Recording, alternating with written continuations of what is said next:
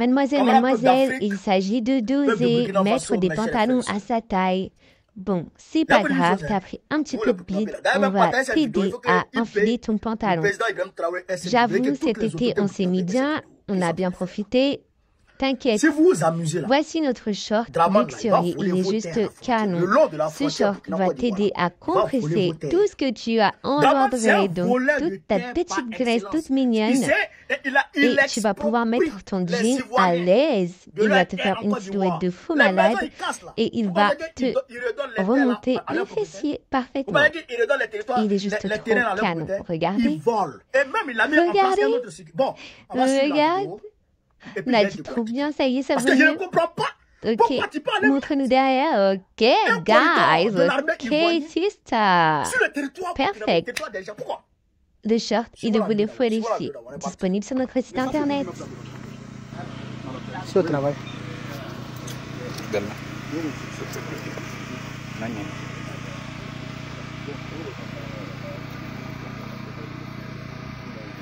Vous voyez, les deux factions, la main ivoirienne, la main burkinabé, elle est tenue. Moi, je parle en fait parce que je suis c'est normal, mais nous, on est des capitaines de bouche. Donc, on n'a pas trop de temps. Voilà. Il y a problème. Non, parce que il y a plein de vérités dans le droit caramogien de la Côte d'Ivoire. Il m'a l'air de se retirer calmement. Il faut encore, nous ne voulons pas décider avec nous. C'est pas moi qui se sens agressé. Moi, je sais que les éléments qui sont avec moi là-bas, ils vont pas me créer tout ça. Je ne viens pas pour créer territoire. Il n'y a pas pétrole, même s'il y a pétrole ici, je m'en fous. Moi, ce que je veux là, c'est de ramener, c'est pour que voilà, des gars qui sont en train de contourner. La vidéo ici, qui contournent, ils ont dit que de contourner comme ça, aller là-bas avant de revenir pour venir chercher notre position. Mais je sais que d'ici là, ils sauront qu'on est là de sur ici. Donc, quand moi je me trouve dans une situation comme ça, pour moi, là, moi, c'est une question de vie. Voilà, moi, j'ai pas. Il y a des frontières là, c'est pas. Nous, on a, ça est là carrément vers le nord chez nous. Ou peut-être actuellement, on n'a pas tout l'Atlantique quand même.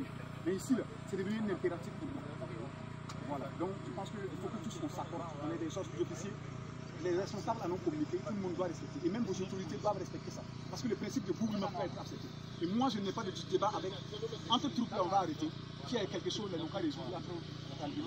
Voilà, entre eux en haut. Parce que si entre nous ici, là, par exemple, on est. Voilà, parce que. Voilà. Voilà, non, je comprends. Voilà. Non, moi-même, là, c'est là. Non, non, c'est pas ça. Là, il y a une Google Maps. Arrivé là-bas, nous, on va. Voilà. Regardez chez vous. Donc, vous refusez de regarder Google Maps. Oui. Maintenant, vous avez rentré. Regardez Google Maps. Il n'y a pas de chez nous. Quel chez nous? Il y a réseau. Regarde chez vous. Tu peux te regarder ici, tu vas aller regarder. Il n'a pas Google Maps. Télécharge Google Maps.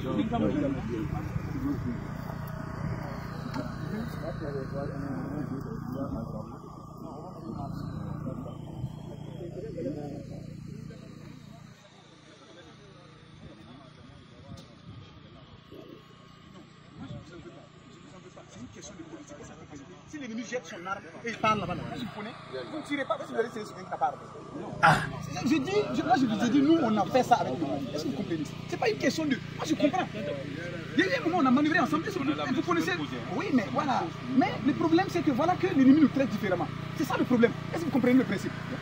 Voilà. Cela je vous comprends. Non, il n'y a pas de problème. Non, toujours. Non, c'est un capitaine de bouche. C'est ma mère, c'est tout ça. Non, on s'assoit. On s'assoit. Non, il n'y a rien. Les hommes ne le connaissent pas. Nous, patron, nous envoyons les gens. Nous, c'est une petite que nous envoyons. Donc, on doit venir chercher en contrôle maintenant là. On va nous faire contre dit que même entre les patrons, notre appelé. Vous ne pas. Non, capitaine, il y a un problème. Suivez attentivement.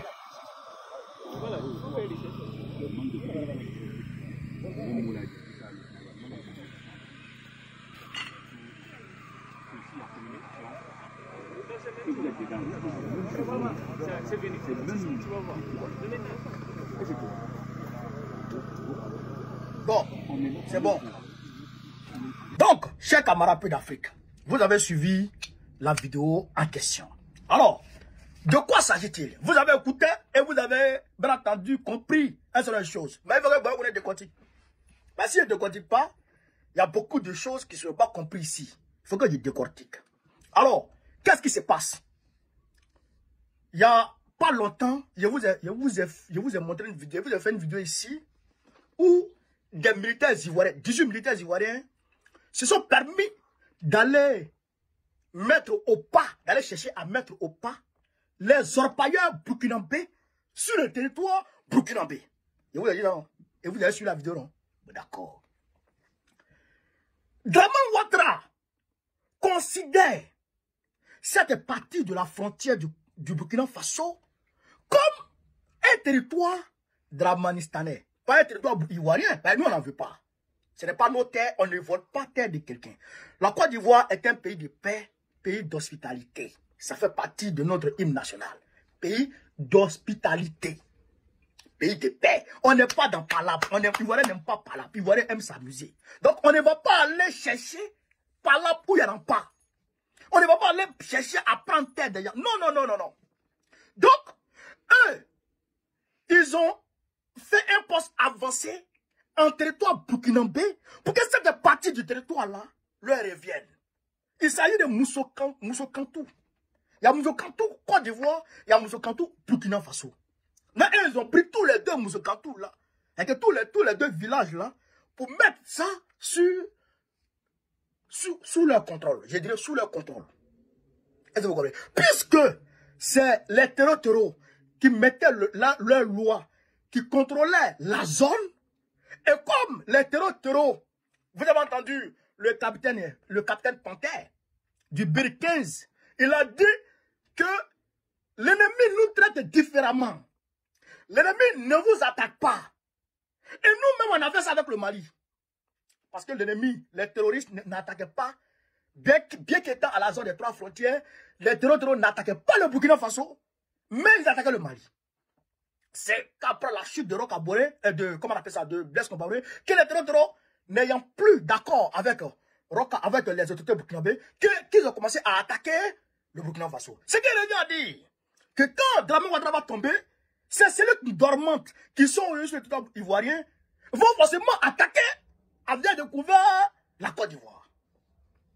Vous comprenez ça? Donc, en fait, c'est des ennemis en sursis qui vont nous attaquer demain si la tête change. Puisque je ne vois pas Gbagbo signer un accord quelconque avec quelque terroriste que ce soit. Il n'est pas de ce genre de personne. Donc, il ne le fera pas. Donc, naturellement, ils vont nous attaquer. Mais, on va riposter en collaboration directe avec nos amis burkinabés et on va broyer la menace terroriste de ce côté-là. Donc, ce que je voudrais signaler et sur lequel point je voudrais mettre un accent particulier, c'est que Draman Ouattara, par excellence, est un voleur de terre. C'est un voleur de terre. Vous comprenez ça? Il est dans son sérieux. Il est dans son sérieux. Comment il s'appelle? Seulement Basile a dit que Damiba a sorti sa fameuse phrase. Quand quelqu'un se bat pour quelque chose, c'est pour lui la chose. Parce que Ouattara lui avait demandé de laisser la responsabilité à la Côte d'Ivoire de balayer tout le sud-ouest du Burkina Faso. C'est-à-dire que Yuka à Saint-Dou, tout ça là, Draman Ouattara devrait chasser les terreaux de là-bas. Donc, Damiba a compris qu'en réalité, si Draman Ouattara établit les forces ivoiriennes sur cette partie du territoire burkinabé, il allait finalement l'annexer. Donc, Draman a l'intention de rattacher son village natal, Saint-Dou, à la Côte d'Ivoire. Je répète, Draman Ouattara, depuis longtemps, et même il y a une vidéo de lui qui date depuis longtemps, quand il était encore Premier ministre sous Houphouët-Boigny, il a dit que son rêve, c'est de voir la Côte d'Ivoire s'étendre jusqu'à Bobo Dioulasso. Il a dit ça. Il a dit ça. Donc aujourd'hui, étant au pouvoir, son intention, claire et manifeste, c'est d'annexer tout le sud-ouest du Burkina Faso jusqu'à Bobo Dioulasso, son village natal. Pour ne plus qu'on dise qu'il est burkinabé. Donc il faut annexer cette partie du Burkina Faso pour que ça devienne un territoire ivoirien. Mais nous les Ivoiriens, on n'en veut pas. On n'en veut pas du tout, du tout. Non, non, non, on n'en veut pas du tout, du tout. Le territoire qu'on a là, on n'a même pas fini de nourrir tous les Ivoiriens. On n'a pas fini de donner une meilleure vie à tous les Ivoiriens. On n'a pas fini de sécuriser tous les Ivoiriens. On ne va pas laisser mélanger avec le territoire des gens. On peut faire des alliances, on peut faire des accords, on peut signer des conventions, mais on n'est pas prêt à annexer le pays de quelqu'un. On n'est pas dedans. On ne veut pas ça. Est-ce que vous comprenez? Donc, chers camarades de l'Afrique, chers camarades, il faut que les Burkinabés prennent conscience de cela. Dramane est un volet de terre. Même en Côte d'Ivoire, comme je l'ai dit tantôt à la fin de la vidéo, il vole les terres des gens. Il a mis un réseau en place qui est dirigé par un certain Kamé. Ce gars-là, c'est-à-dire qu'il regarde ton terrain, il regarde ta maison, et puis il prend les coordonnées de ton terrain, et puis il se rend au ministère de la construction, qui est dirigé par Bruno Nabagné Koné, le gendre de Dramane Ouattara. Ils sont là et on établit un ACD sur ton terrain. Et quand on établit l'ACD sur ton terrain, il va à la justice avec ce ACD-là, avec l'appui du ministre, et on lui donne une grosse de démolition de ta maison. Et il vient démolir ta maison et il te revend, toi même si tu veux, il te revend le terrain, mais à des sommes astronomiques. Ou bien, il met à la disposition des Libanais, des Marocains, etc. Ou bien, donne ça à la femme du Grand Ouattara avec son entreprise immobilière. Et ils vendent ça. Le gars là, M. Kamé là, allez-y voir sur la page des Soulets de Paris. Vous allez voir les vidéos qui circulent là-bas. Allez-y voir. Allez-y voir. Vous allez voir. Une première femme est sortie pour dire Kamé m'a volé mon terrain. Il dit c'est faux. Une deuxième femme est sortie. Il dit c'est faux. Un monsieur est sorti. Il dit c'est faux. Il dit, les gens sont en train de sortir. Frère, tu peux marier une première femme et puis tu la jettes. On peut dire, ça là, peut-être c'est la femme qui n'est pas bien.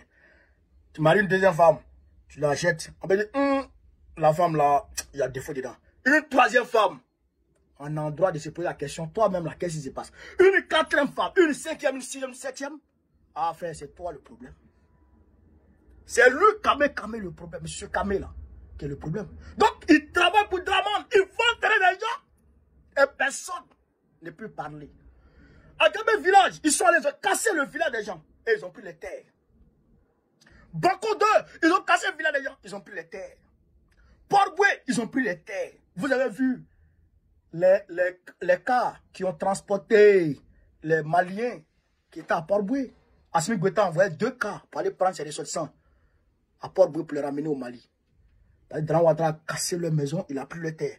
Ceux qui sont les rescapés sont allés dormir au cimetière. Dramane est un voleur, un délinquant, un voyou de la pire espèce. Donc, si vous vous amusez avec cette affaire-là, le gars là, il est capable de vous traduire devant les Nations Unies et puis essayer de prendre vos terres. Donc, il ne faudrait pas que les autorités burkinabées prennent cette histoire-là à la légère. Ils n'ont qu'à se pencher véritablement dessus. Dramane Ouattara est au sérieux. Hein. Il est au sérieux. Il veut annexer Yukabo du Lasso. Pourquoi? Il faut qu'on se mette ensemble pour dégager ce gars. Je le dis depuis longtemps. Je le dis depuis longtemps. La décision de Dramane Ouattara de la tête de notre pays ne comble pas qu'aux Ivoiriens. Ça incombe à tous les Africains. Parce que Dramane Ouattara est un mal pour tous les Africains. Sur ce, vive l'Afrique libre, vive le panafricanisme, vive tous les peuples panafricains. Babo, président de notre prochain. Inch'Allah, on est ensemble. Camarades peuple d'Afrique, peuple du Congo, comme je l'ai dit précédemment, le M23 aujourd'hui contrôle tout le Kivu. Chers frères et sœurs, suivez religieusement cette vidéo.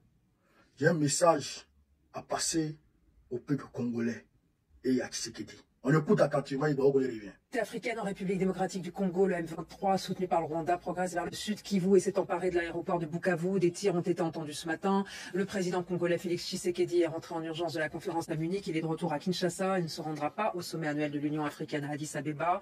Il est urgent d'agir car la RDC a le droit et le devoir de défendre son intégrité territoriale.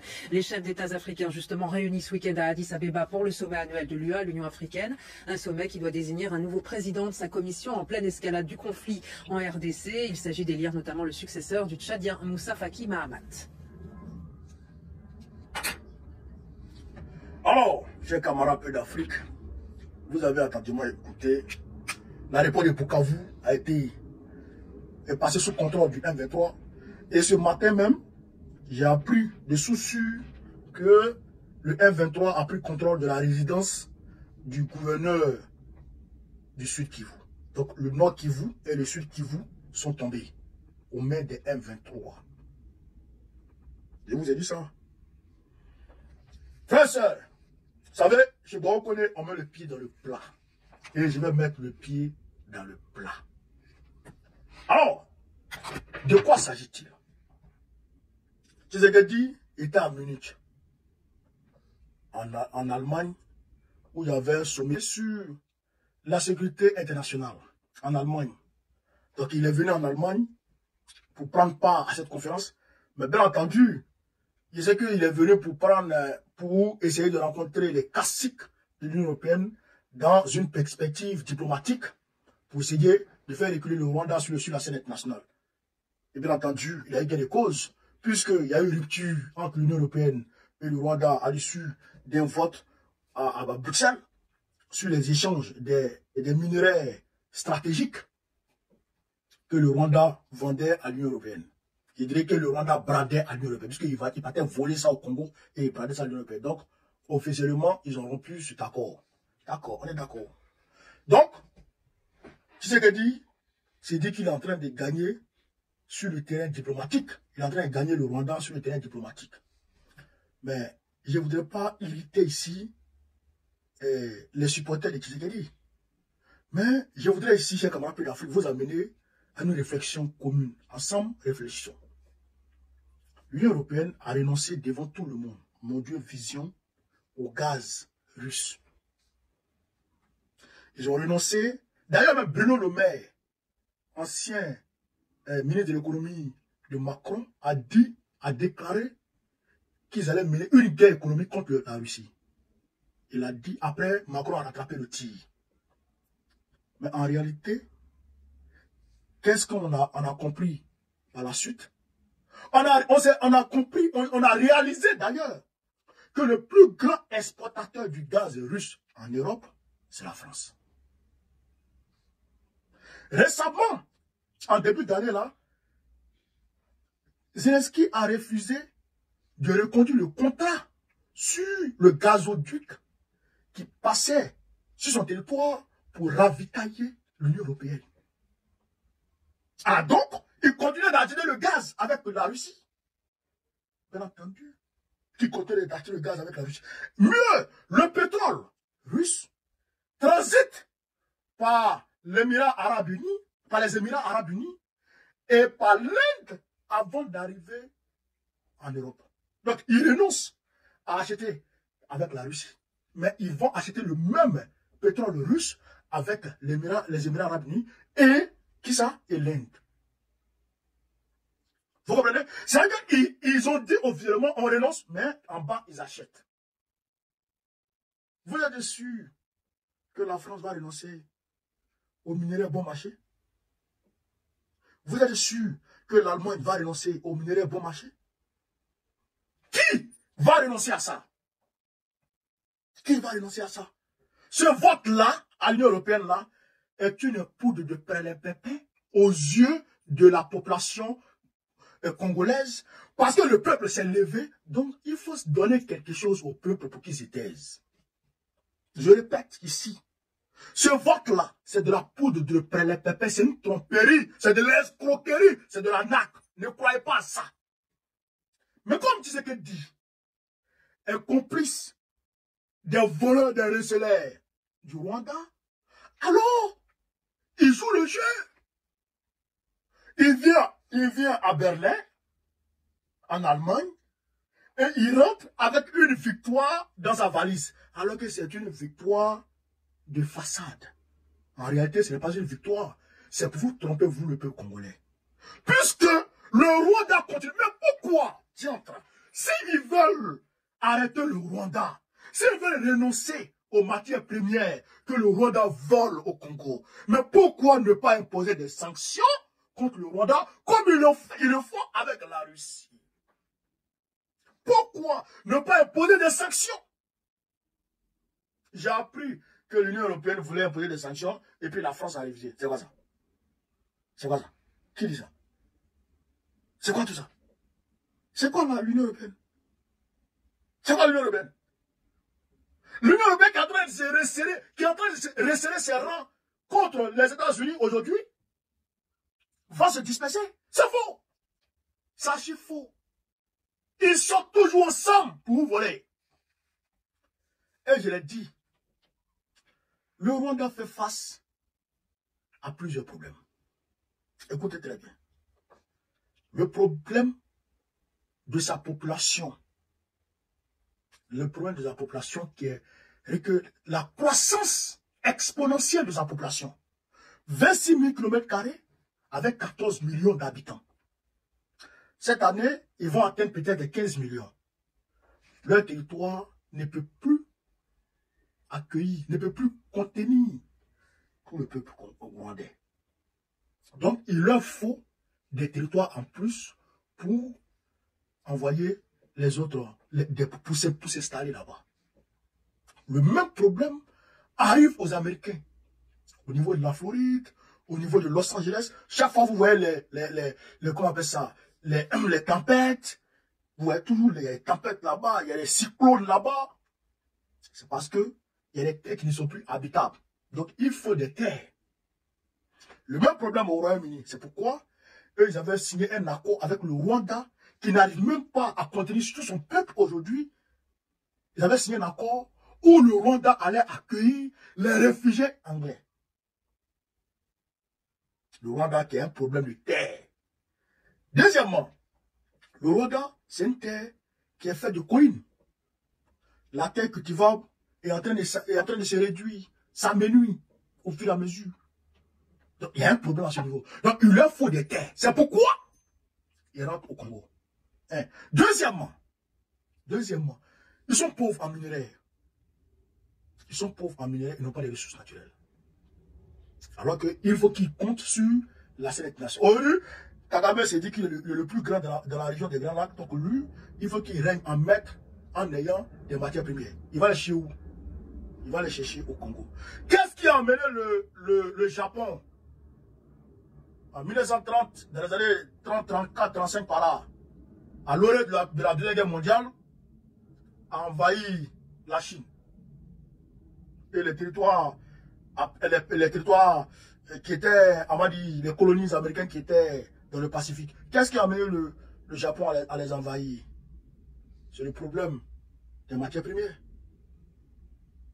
C'est le problème des matières premières. C'est ce qui a amené le Japon à frapper les Américains à Pearl Harbor en 39-40. Donc, c'est le même problème auquel fait face le Rwanda aujourd'hui. Le Rwanda qui se dit puissance de la sous-région, pays émergent, n'a pas de matières premières. Il faut qu'il aille chercher. Mais comment les Américains ont fait pour arrêter le Japon? Est-ce qu'ils ont fait la diplomatie? Est-ce qu'ils sont allés de négociation en négociation? Non, ils ont déclaré la guerre au Japon et ils ont préparé leur armada. Et ils sont allés à la rencontre du Japon et ils ont frappé le Japon. Le Japon n'était pas une puissance ouais. Le Japon était une grande puissance avant la Deuxième Guerre mondiale. Une grande puissance militaire, maritime, aérienne, terrestre. À tous les niveaux, ils étaient au top. Ils ont coulé les navires des Américains. Ils ont coulé les Américains sur le... C'est-à-dire que, tu dis quoi? Les Philippines, tout ça, les îles Mariannes, ils ont tout ramassé d'alors. Ils ont envahi la Chine. La grande Chine de Chiang Kai-shek et de Mao Zedong. Dans un premier temps. Avant que ceux-ci se coalisent avec les Américains et l'Union soviétique et consorts pour chasser l'envahisseur japonais. Est-ce que vous comprenez ça, chers camarades de l'Afrique? Donc, il n'y a qu'une seule solution pour arrêter le Rwanda. Mais aujourd'hui, force est de constater que le Rwanda, sur la scène internationale, n'est pas seulement en diplomatie, n'est pas seulement en train de se faire des alliés, mais le Rwanda fait partie aujourd'hui de l'impérialisme qui a besoin de ces matières premières-là. Hier, dans le cas du Japon, le Japon partait coloniser et il volait les matières premières pour venir fabriquer ces matières premières, ces produits finis lui-même, pour s'industrialiser lui-même. Mais aujourd'hui, dans le cas du Rwanda, le Rwanda, il vole et il donne à ceux qui l'envoient. Ceux qui l'envoient, c'est qui? C'est l'Union européenne, c'est l'Angleterre, c'est les États-Unis et consorts. Donc, tout ce bloc-là, tout le bloc occidental est avec le Rwanda. Tout le bloc occidental est avec le Rwanda. Donc aujourd'hui, c'est seul le bloc oriental qui n'est pas avec le Rwanda. Vous comprenez ça?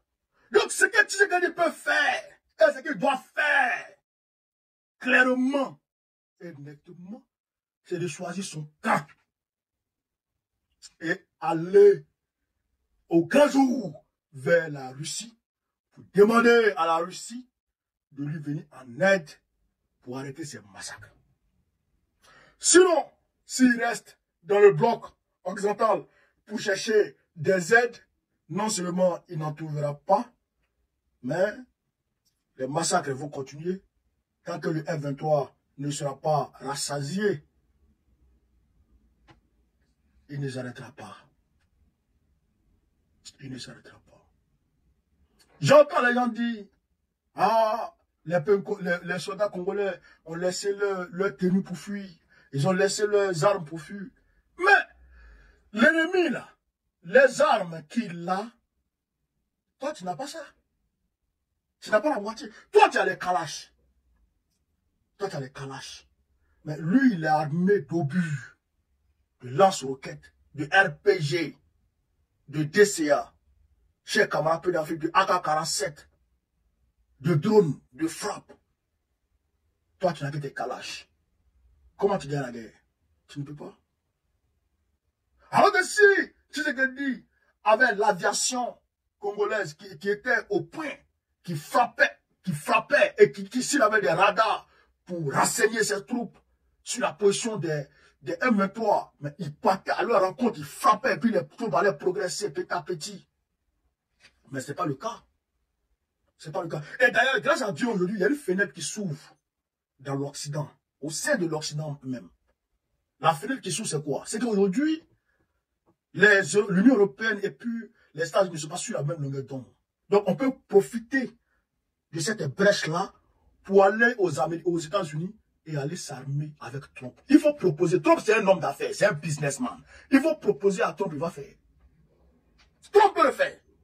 Tout le monde a vu Trump ici. Il a demandé les terres rares de l'Ukraine d'une valeur de 500 milliards de dollars. Et si l'Ukraine lui donne les terres rares d'une valeur de 500 milliards, il donne les aides à l'Ukraine. Mais va proposer, ils ont déjà pris le Nord Kivu. Ils ont déjà pris le Sud Kivu. Va demander, va dire ça à la territoire qu'ils ont pris là, c'est pour moi. Voici les termes du contrat. Tu prends, on arrive ensemble à chasser, tu me donnes les armes. Les soldats congolais là, c'est guerriers. Tu me donnes les armes, mais les soldats là vont mener le combat. Toi, tu ne fais pas, tu envoies les troupes au sol. Tu envoies les aides sur moi. Tu me donnes les aides, moi je chasse. J'arrive à chasser le F-23 et le Rwanda. Toi, je suis en accord avec toi, sur 40 ans ou 50 ans. Toi seul, tu exploites le Sud Kivu. Le Kivu. Toi seul. C'est fini. Ils vont accepter. Ils vont accepter. On est des Européens qui sont en train de... Actuellement, les Européens sont en train d'exploiter le truc gratuitement. Le Rwanda prend gratuitement. Propose. Tu prends 50%, je prends 50%. Tu vois? Trump, voici. Hein. Voici le truc. Il y a le lithium, il y a le cobalt, il y a l'or, il y a le diamant. Tout ce qui est là-bas, là. Toi seul, les États-Unis seuls, vous avez l'exclusivité sur les minéraux. Vous avez l'exclusivité. Moi, quand on exploite, vous me donnez 50%, vous prenez 50%. Mais c'est vous seul qui exploitez jusqu'à 50 ans. Avec la Chine qui est en train de venir emmerder les Américains, ils vont accepter. Tout le monde va accepter. Mais comme Tshisekedi ne comprend pas ça, il suit Macron et puis Olaf Scholz. Il protège son pouvoir. Et j'apprends, non, au Congo, il y a trop d'infiltrés, il y a trop de traites. Si on commence, les traites là vont faire ceci, vont faire cela. Ah bon? Il y a traite là-bas qu'au Mali. Il y a traite de Congo qu'au Mali. Il y a traite de Congo qu'au Burkina Faso. Il y a traite de Congo qu'au Niger. Il y a très de Congo au Niger. Les gens ont attaqué le camp militaire. Soundiata Keita du Mali, où le président même dort. Ils ont réussi à attaquer ça. Récemment, ils ont failli attaquer l'aéroport. Ils ont failli prendre position de l'aéroport à Bamako. S'il n'y a pas infiltré, on peut faire ça. S'il n'y a pas on peut faire ça. Mais c'est parce que vous n'êtes pas encore résolu véritablement à combattre les gens là, que vous parlez de ceci ou de cela. Il faut que, soit Tshisekedi prend la bonne direction, ou le peuple se lève et le dégage. Il n'y a pas de solution. Soit Tshisekedi prend la bonne décision, ou quand le peuple veut sortir prochainement, qu'il n'aille pas devant les ambassades, qu'il aille devant la présidence pour aller chasser Tshisekedi. Ça va changer tout de suite, ça va bouger. Allez vers Tshisekedi, ça va bouger tout de suite là. Maintenant que vous ne partez pas avec Tshisekedi et que vous partez devant les ambassades, après ils vont se réunir. C'est pas lui qui est là. C'est pas lui qui est là. Donc, j'ai camarades d'Afrique. Voilà un peu ce que je voulais vous dire sur cette vidéo. Pour comme information, c'est un Éthiopien qui a remplacé Moussa Faki, qui est devenu maintenant le président de la Commission de l'Union africaine. Et puis, le président angolais va prendre la tête de l'Union africaine. Voilà. Donc, voilà un peu ce que je voulais vous dire sur cette vidéo, chers camarades d'Afrique. Sur ce, vive l'Afrique libre, vive le panafricanisme, vive le peuple panafricain, vive le Congo. Dieu sauve le peuple congolais. Babo, président de la République de Côte d'Ivoire, en octobre prochain. Inch'Allah. On est ensemble, les gars. Merci.